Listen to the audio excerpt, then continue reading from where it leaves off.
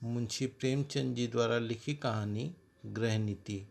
इस कहानी में बेटा माँ और पत्नी के बीच में एक सामंजस्य बैठाने के लिए जिस नीति का इस्तेमाल करता है उसे कहते हैं गृहनीति। आप सुन रहे हैं स्टोरी विद मनका। जब माँ बेटे से बहू की शिकायतों का दफ्तर खोल देती है और यह सिलसिला किसी तरह ख़त्म होते नज़र नहीं आता तो बेटा उकता जाता है और दिन भर की थकान के कारण कुछ झुंझलाकर माँ से कहता है, तो आखिर तुम मुझसे क्या करने को कहती हो अम्मा? मेरा काम स्त्री को शिक्षा देना तो नहीं है, यह तो तुम्हारा काम है। तुम उसे डांटो, मारो, जो चाहे सजा दो। मेरे लिए इससे ज़्यादा खुशी की और क्या बात हो सकती है कि तुम्हारे प्रयत्न से वह आदमी बन जाए। मुझसे मत कहो कि उसे सलीका नहीं है, तमीज़ नहीं है, बेअदब है। उसे डांट कर सिखाओ। माँ, वाह, मुंह से बात निकलने नहीं देती। डांटूं तो कैसे डांटूं? उसके सामने अपनी आबरू बचाती फिरती हूँ। किसी के मुंह पर मुझे कोई अनुचित शब्द न कह बैठे बेटा तो फिर इसमें मेरी क्या खता है? मैं तो उसे सिखा नहीं देता कि तुझसे बेअदबी करे। माँ, तो और कौन सिखाता है? बेटा, तुम तो अंधेरी करती हो अम्मा। माँ, अंधेर नहीं करती, सत्य कहती हूँ। तुम्हारी ही शय पाकर उसका दिमाग बढ़ गया है। जब वह तुम्हारे पास जाकर टेसू बहाने लगती है तो कभी तुमने उसे डांटा? कभी समझाया कि तुझे अम्मा का अदब करना चाहिए? तुम तो खुद उसके गुलाम हो गए हो। वह भी समझती है मेरा पति कमाता है, फिर मैं क्यों ना रानी बन के रहूं, क्यों किसी से दबूं? मर्द जब तक शह ना दे औरत का इतना गुर्दा हो ही नहीं सकता। बेटा, तो क्या मैं उससे कह दूं कि मैं कुछ नहीं कमाता, बिल्कुल निखट्टू हूँ? क्या तुम समझती हो? तब वह मुझे जलील न समझेगी? हर एक पुरुष चाहता है कि स्त्री उसे कमाऊ योग्य, तेजस्वी समझे और सामान्यतः वह जितना उससे बढ़कर अपने को दिखाता है। मैंने कभी नादानी नहीं की, कभी स्त्री के सामने डींग नहीं मारी, लेकिन स्त्री की दृष्टि में अपना सम्मान खोना तो कोई बड़ी काम नहीं है। माँ, तुम कान लगाकर ध्यान देकर और मीठी मुस्कुराहट के साथ उसकी बातें सुनोगे तो वह क्या शेर ना होगी? तुम खुद चाहते हो कि स्त्री के हाथों मेरा अपमान कराओ। मालूम नहीं मेरे किन पापों का तुम मुझे दंड दे रहे हो, किन अरमानों से कैसे कैसे कष्ट झेल के मैंने तुम्हें पाला है। खुद नहीं पहना, तुम्हें पहनाया, खुद नहीं खाया, तुम्हें खिलाया। मेरे लिए तुम उस मरने वाले की आखिरी निशानी थे और मेरी सारी अभिलाषाओं का केंद्र। तुम्हारी शिक्षा पर मैंने अपने हजारों के आभूषण होम कर दिए। विधवा के पास दूसरी कौन सी निधि थी? इसका तुम मुझे यह पुरस्कार दे रहे हो? बेटा, मेरी समझ में नहीं आता कि आप मुझसे चाहती क्या हैं। आपके उपकारों का कब मेट सकता हूँ? आपने मुझे केवल शिक्षा ही नहीं दिलाई, मुझे जीवन दान दिया है, मेरी सृष्टि की। आपने गहनों का नहीं होम किया, अपना रक्त तक मुझे पिलाया है। अगर मैं 100 बार अवतार लूँ तो भी इसका बदला नहीं चुका सकता। मैं अपनी जान में आपकी इच्छा के विरुद्ध कभी कोई काम नहीं करता है। यथासाध्य आपकी सेवा में कोई बात उठी न रखता तो जो कुछ पाता हूँ लाकर आपके हाथों पर रख देता हूँ। और मुझसे क्या चाहती हैं? और मैं कर ही क्या सकता हूँ? ईश्वर ने हमें तथा आपको और सारे संसार को पैदा किया, उसका हम सब उससे क्या बदला देते हैं? क्या बदला दे सकते हैं?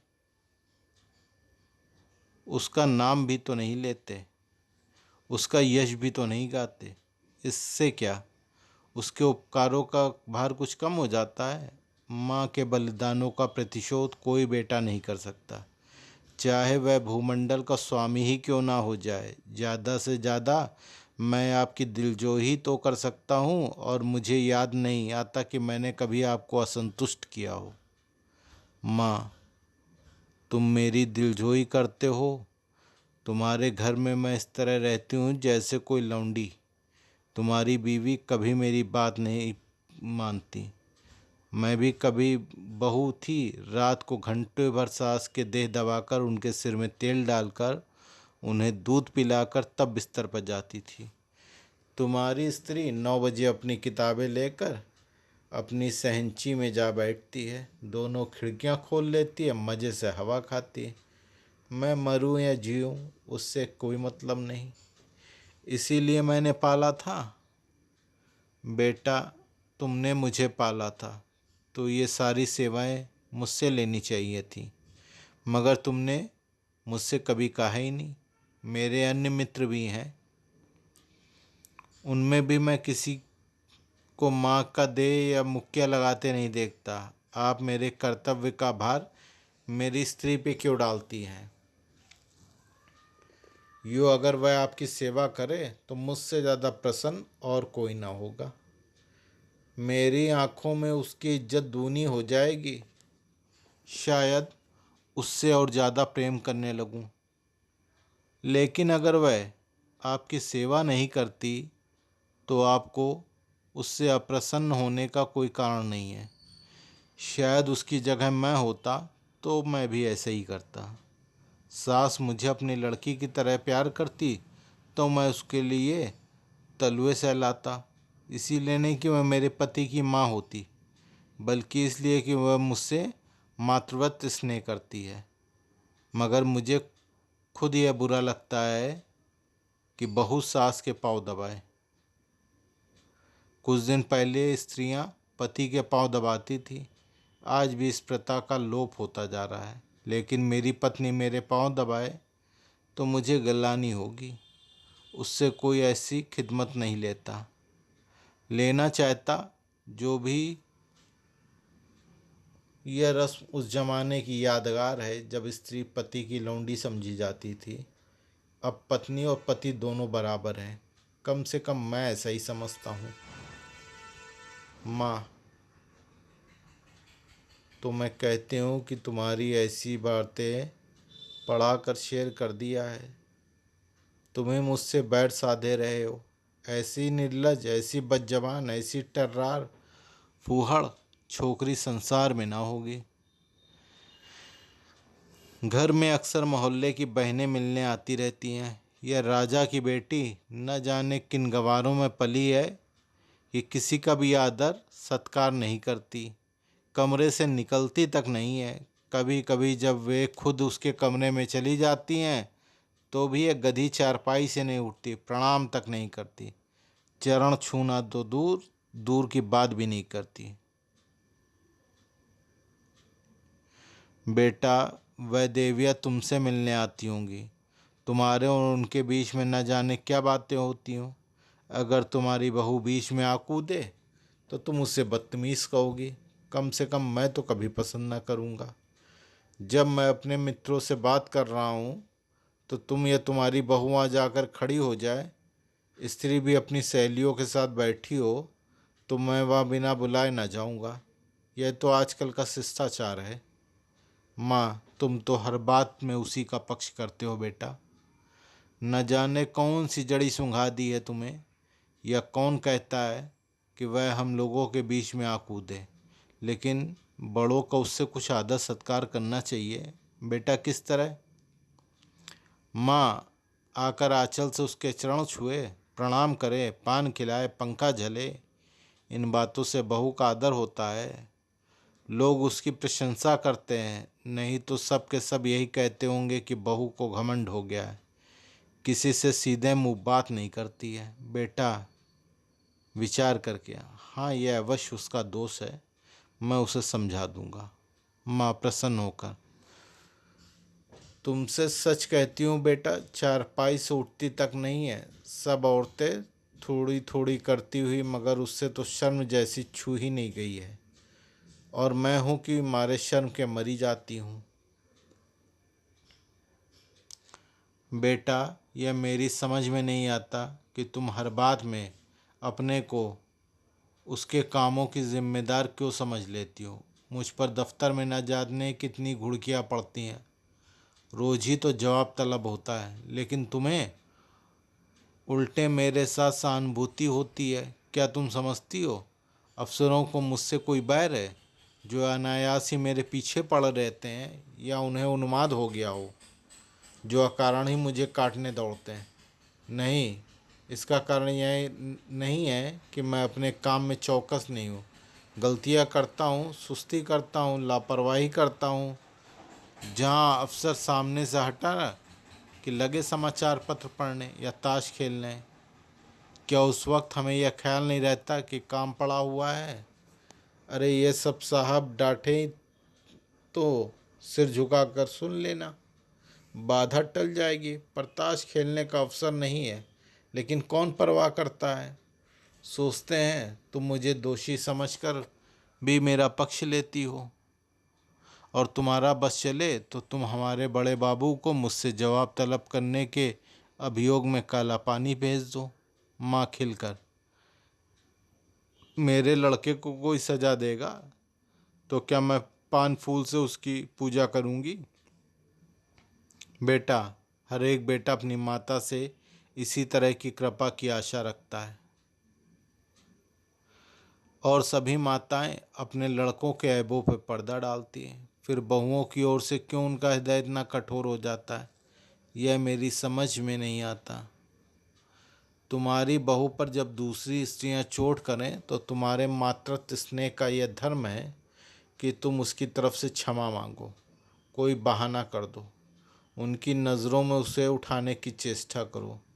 इस तिरस्कार में तुम क्यों उसका सहयोग करती हो? तुम्हें क्यों उसके अपमान में मज़ा आता है?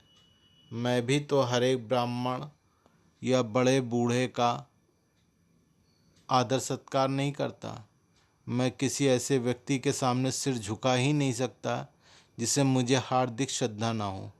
केवल सफ़ेद बाल, सिकुड़ी हुई खाल, पोपला मुंह और झुकी हुई कमर किसी को आदर का पात्र नहीं बना सकती। और जनेऊ या तिलक या पंडित और शर्मा की उपाधि भक्ति की वस्तु है। मैं लकीर पीटू सम्मान को नैतिक अपराध समझता हूँ। मैं तो उसी का सम्मान करूँगा जो मनसा वाचा कर्मणा हर पहलू से सम्मान की योग्य है, जिसे मैं जानता हूँ कि मक्कारी, स्वार्थ, साधना और निंदा के सिवा और कुछ नहीं करता,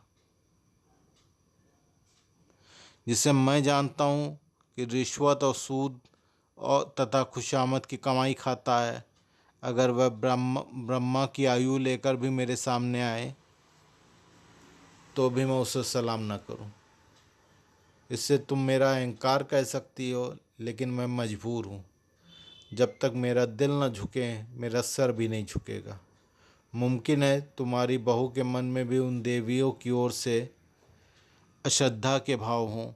उनमें से दो चार को मैं भी जानता हूँ। वे सब बड़े घर की हैं, लेकिन सबके दिल छोटे हैं, विचार छोटे हैं।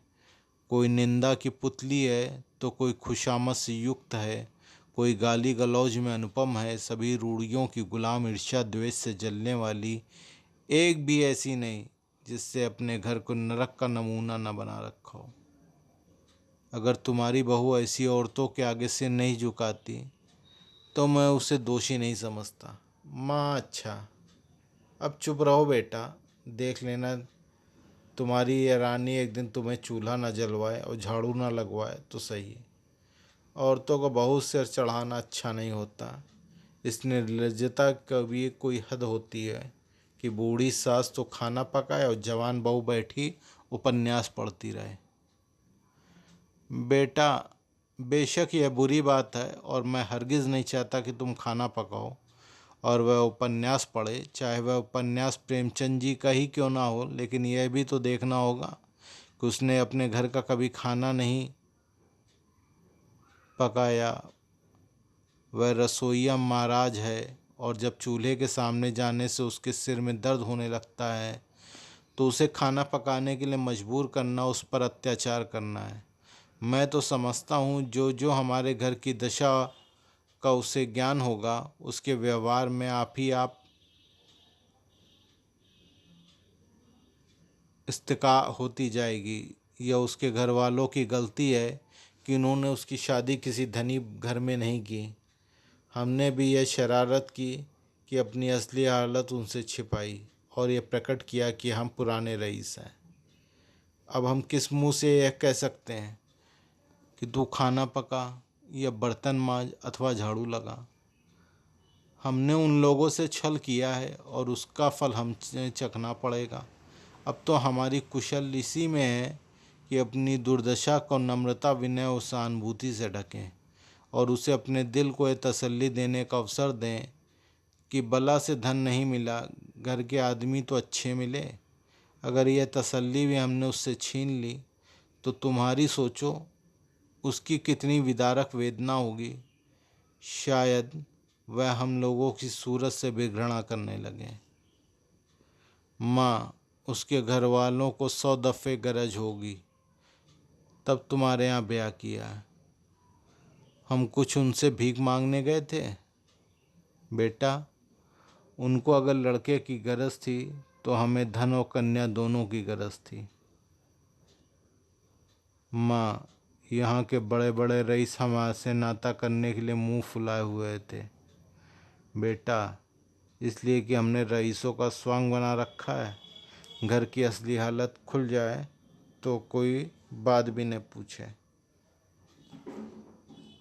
माँ, तो तुम्हारे ससुराल वाले ऐसे कहाँ के रईस हैं? इधर जरा वकालत चल गई तो रईस हो गए, नहीं तो तुम्हारे ससुर के बाप मेरे सामने चपरासगिरी करते थे। और लड़की का ये दिमाग कि खाना पकाने से सर में दर्द होता है। अच्छे अच्छे घरों की लड़कियां गरीबों के घर आती हैं और घर की हालत देखकर वैसा ही बर्ताव करती हैं। यही नहीं कि बैठे अपने भाग को कोसा करें। इस छोकरी ने हमारे घर को अपना समझा ही नहीं। बेटा, जब तुम समझने भी दो, जिस घर में घुड़कियों, गालियों और कटुताओं के सिवा और कुछ ना मिले, उसे अपना घर कौन समझे? घर तो वह है जहाँ स्नेह हो, प्यार मिले। कोई लड़की डोली से उतरते ही सास को अपनी माँ नहीं समझ सकती। माँ तभी समझेगी जब सास पहले उसके साथ अच्छा बर्ताव करे, बल्कि अपनी लड़की से ज़्यादा प्रिय समझे। माँ, अच्छा अब चुप रहो, जी ना जलाओ। ये ज़माना ही ऐसा है कि लड़कों ने स्त्री का मुंह देखा और उसके गुलाम हुए। ये सब न जाने कौन सा मंत्र सीख कर आती हैं। ये बहू बेटी के लक्षण हैं कि पहर दिन चढ़े सोकर उठें। ऐसी कुलच्छिनी बहू को तो मुंह न देखें। बेटा, तो मैं भी तो देर से सोकर उठता हूँ अम्मा। मुझे तो तुमने कभी कुछ नहीं कहा। माँ, तुम हर बात में उससे अपनी बराबरी करते हो। बेटा, यह उसके साथ घोर अन्याय है, क्योंकि जब तक वह इस घर को अपना नहीं समझती तब तक उसकी हैसियत मेहमान की है और मेहमान की खातिर उसके ऐब नहीं दिखते। माँ, ईश्वर न करे कि किसी को ऐसी बहू मिले। बेटा, वह तुम्हारे घर में रह चुकी है। माँ, क्या संसार में औरतों की कमी है? बेटा, औरतों की कमी तो नहीं, मगर देवियों की कमी ज़रूर है। माँ, 9 जैसी औरतें सोने लगती हैं तो बच्चा चाहे रोते रोते बेदम हो जाए, मिनकती तक नहीं। फूल सा बच्चा लेकर महके गई थी, 3 महीने में लौटी तो बच्चा आधा भी नहीं है। बेटा, तो क्या मैं यह मान लूँ कि तुम्हें उस लड़के से जितना प्रेम है उतना उसे नहीं है? यह तो प्रकृति के नियम के विरुद्ध है। और मान लो वह निर्मोहनी है तो यह उसका दोष है। तुम क्यों उसकी जिम्मेदारी अपने सिर लेती हो? उसे पूरी स्वतंत्रता है, जैसे चाहे अपने बच्चे को पाले। अगर वह तुमसे कोई सलाह पूछे, प्रसन्न मुख से दे दो, ना पूछे तो समझ लो उसे तुम्हारी मदद की ज़रूरत नहीं। सभी माताएं अपने बच्चे को प्यार करती हैं और वह अपवाद नहीं हो सकती।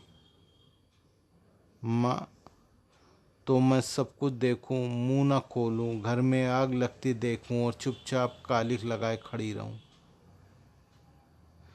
बेटा, तुम इस घर को जल्दी छोड़ने वाली हो, उसे बहुत दिन रहना है। घर की हानि लाभ की जितनी चिंता उसे हो सकती है, तुम्हें नहीं हो सकती। फिर मैं कर ही क्या कर सकता हूँ? ज़्यादा से ज़्यादा उसे डांट बता सकता हूँ, लेकिन वह डांट की परवाह ना करे और तुर्की वो तुर्की जवाब दे, तो मेरे पास ऐसा कौन सा साधन है जिससे वह उसे ताड़ना दे सके? माँ, तुम तो 2 दिन न बोलो तो देवता सीधे हो जाएं, सामने नाक रगड़ें। बेटा, मुझे इसका विश्वास नहीं। मैं उससे ना बोलूँगा, वह भी मुझसे ना बोलेगी। ज़्यादा पीछे पड़ूंगा तो अपने घर चली जाएगी।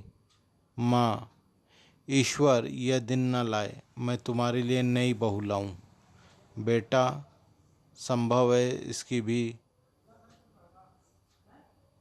सहसा बहू आकर खड़ी हो जाती है। माँ और बेटा दोनों स्तंभित हो जाते हैं, मानो कोई बम गोला गिरा हो। रूपवती नाजुक मिजाज गवल्ली रमणी, जो मानो शासन करने के लिए ही बनी हो, कपोल तमतमाए हुए, हाँ, पर अधरों पर विष भरी मुस्कान और आँखों से व्यंग मिला परिहास। माँ, अपनी जेब छिपाकर, तुम्हें कौन बुलाने गया था? बहू, क्यों? यहाँ जो तमाशा हो रहा है उसका आनंद मैं न उठाऊं? बेटा, माँ बेटे में तुम्हें दखल देने का कोई हक नहीं। बहू की मुद्रा सहसा कठोर हो जाती। बहू, अच्छा, आप जबान बंद रखिए। जो पति अपनी स्त्री की निंदा सुनता रहे वह पति बनने योग्य नहीं। वह पति धर्म का काखा का भी नहीं जानता। मुझसे अगर कोई तुम्हारी बुराई करता है, चाहे वह मेरी प्यारी माँ ही क्यों ना होती, तो मैं उसकी जबान पकड़ लेती। तुम मेरे घर जाते हो तो वहाँ तो जिसे देखती हूँ तुम्हारी प्रशंसा ही करता है। छोटे से बड़े तक गुलामों की तरह आगे पीछे दौड़ते रहते हैं। अगर उनके बस में होता तो तुम्हारे लिए स्वर्ग से तारे भी तोड़ लाते। और उसके जवाब मुझे यहाँ ये मिलता है कि बात बात पर ताने सहना, तिरस्कार, बहिष्कार।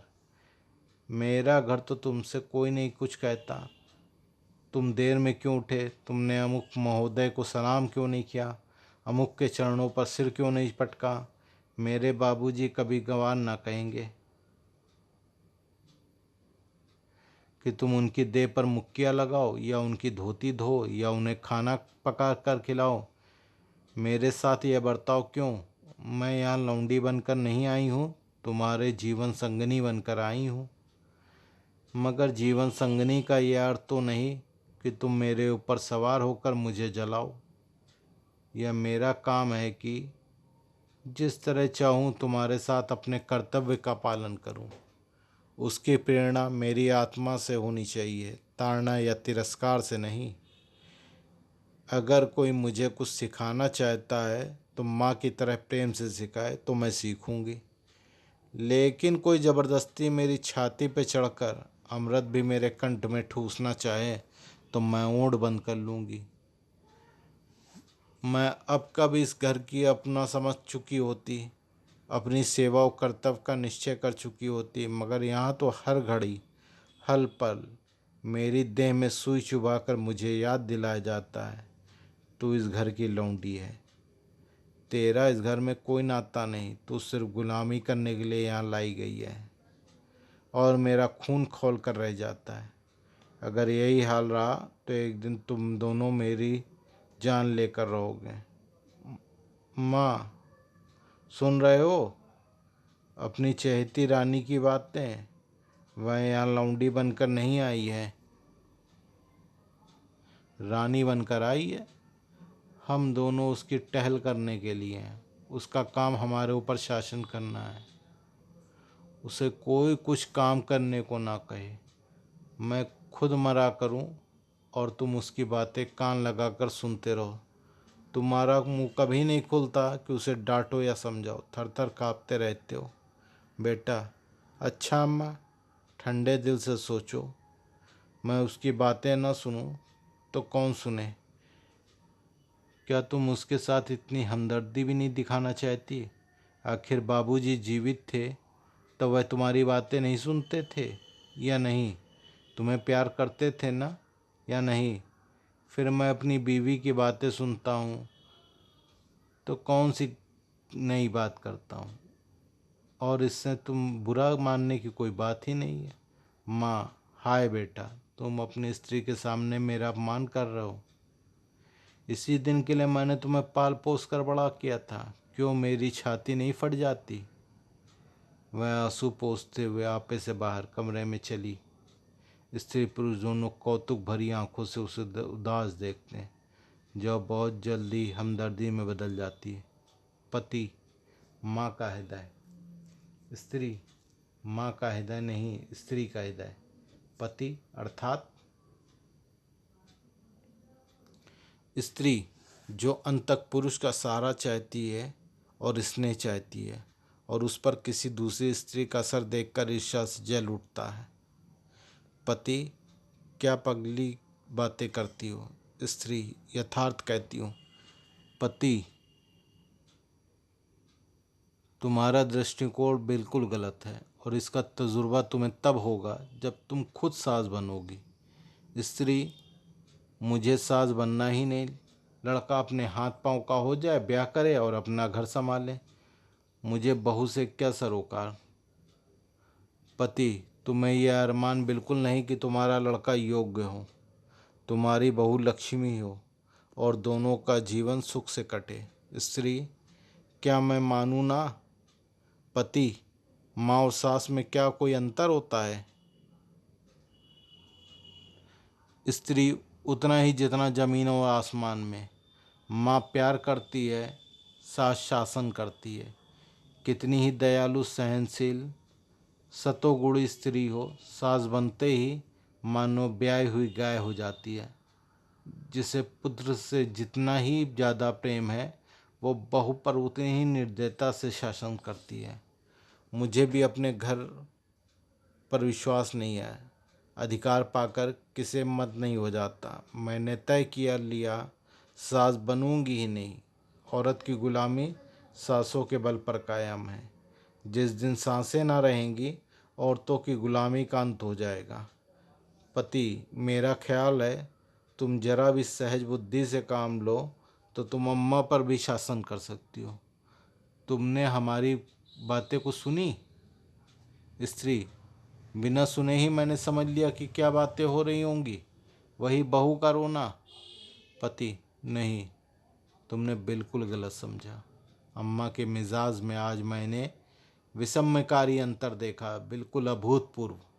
आज वह जैसे अपनी कटुताओं पर लज्जित हो रही थी। हाँ, प्रत्यक्ष रूप से नहीं, सांकेतिक रूप से। अब तक वह तुझसे इसलिए नाराज रहती थी कि तुम देर से उठती हो। अब शायद उन्हें यह चिंता हो रही होगी कहीं सवेरे उठने से तुम्हें ठंड न लग जाए। तुम्हारे लिए पानी गर्म करने को कह रही थी। स्त्री प्रसन्न होकर, सच? हाँ। मुझे यह सुनकर आश्चर्य हुआ। स्त्री, तो अब मैं मुंह अंधेरे उठूंगी? ऐसी ठंड क्या लग जाएगी? लेकिन तुम मुझसे चकमा तो नहीं दे रहे हो?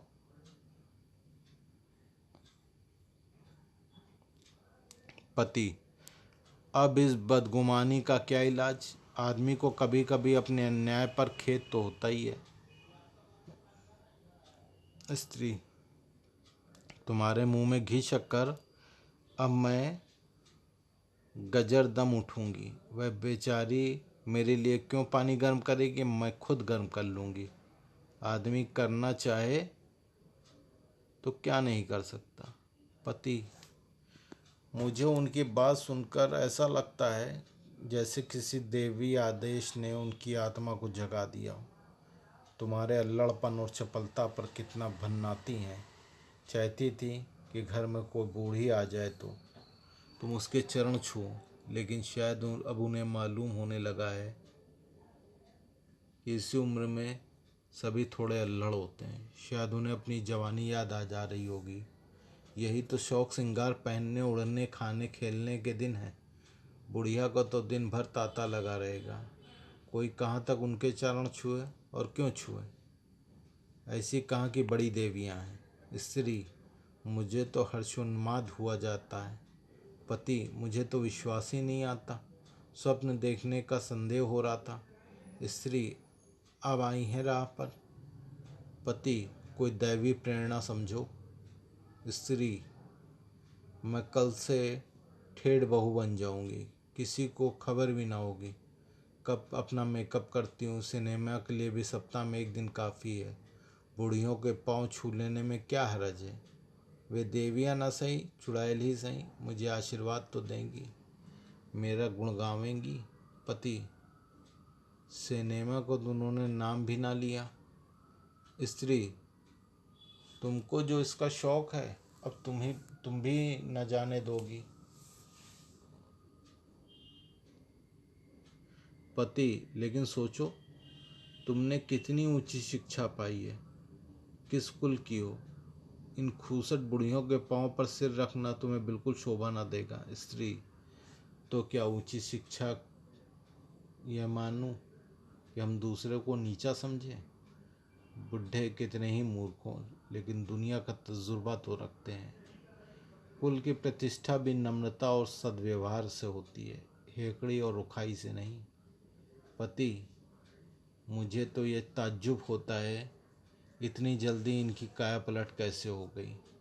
अब इन्हें बहुओं को सास के पांव दबाना या उनकी साड़ी धोना या उनके देह में मुक्कियाँ लगाना बुरा लगने लगा है।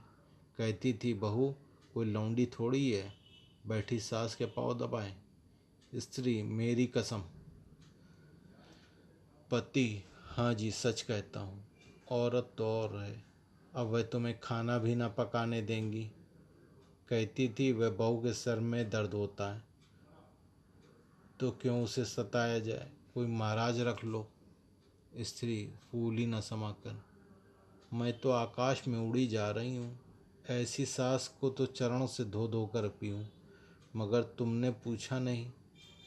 अब तक तुम क्यों उसे मार मार कर हकीम बनाने पर तुली रहती थी। पति, पूछा क्यों नहीं। भला मैं छोड़ने वाला था।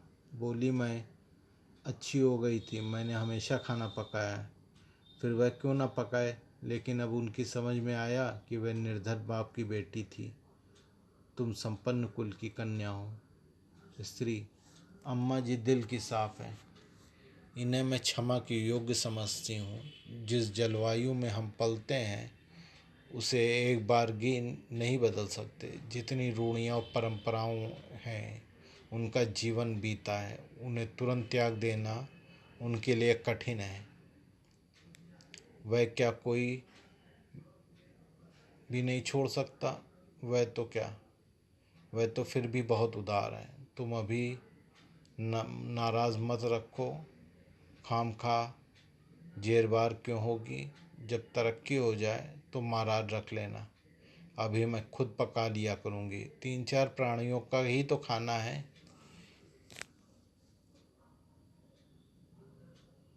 मेरी जात से कुछ अम्मा को आराम मिले, मैं जानती हूँ सब कुछ, लेकिन कोई रोब जमाना चाहे तो मुझसे बुरा कोई नहीं। पति, मगर यह तो मुझे बुरा लगेगा कि तुम रात को अम्मा के पाँव दबाने बैठो। स्त्री, बुरा लगने की कौन बात। जब उन्हें मेरा इतना ख्याल है तो मुझे भी उनका लिहाज करना ही चाहिए। जिस दिन मैं उनके पाँव दबाने बैठूंगी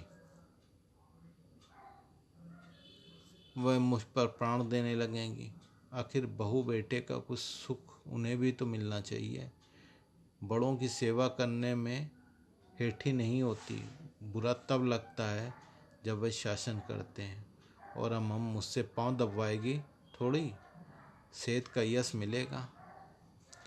पति, अब तो अम्मा को तुम्हारी फिजूल खर्ची भी बुरी नहीं लगती। कहती थी रुपये पैसे बहू के हाथ में दे दिया करो। स्त्री, चिढ़कर तो नहीं कहती थी। पति, नहीं नहीं, प्रेम से कह रही थी। उन्हें अब भय हो रहा है कि उनके हाथ में पैसे रहने से तुम्हें असुविधा होती होगी। तुम बार बार उनसे मांगती लजाती भी होगी और डरती भी होगी। वह तुम्हें अपनी ज़रूरतों को रोकना पड़ता होगा। स्त्री: ना भाई ना, मैं ये जंजाल अभी अपने सिर पे ना लूँगी। तुम्हारी थोड़ी सी तो आमदनी है, कहीं जल्दी से खर्च हो जाएगी तो महीना काटना मुश्किल हो जाएगा। थोड़े में निर्वाह करने की विद्या उन्हीं को आती है। मेरी ऐसी ज़रूरत ही क्या, मैं तो केवल अम्मा जी को चिढ़ाने के लिए उनसे एक बार रुपए मांगती हूँ।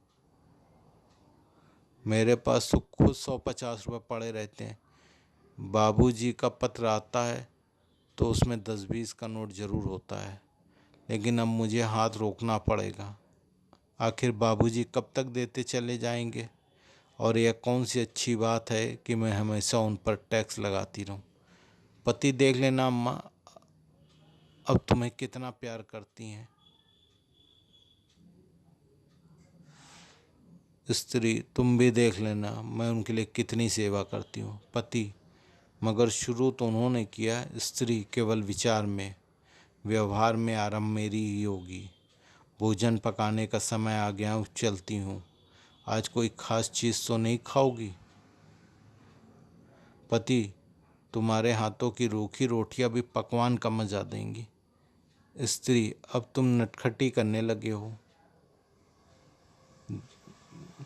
धन्यवाद। इसी के साथ कहानी समाप्त होती है और आप सुन रहे थे स्टोरी विद मन का।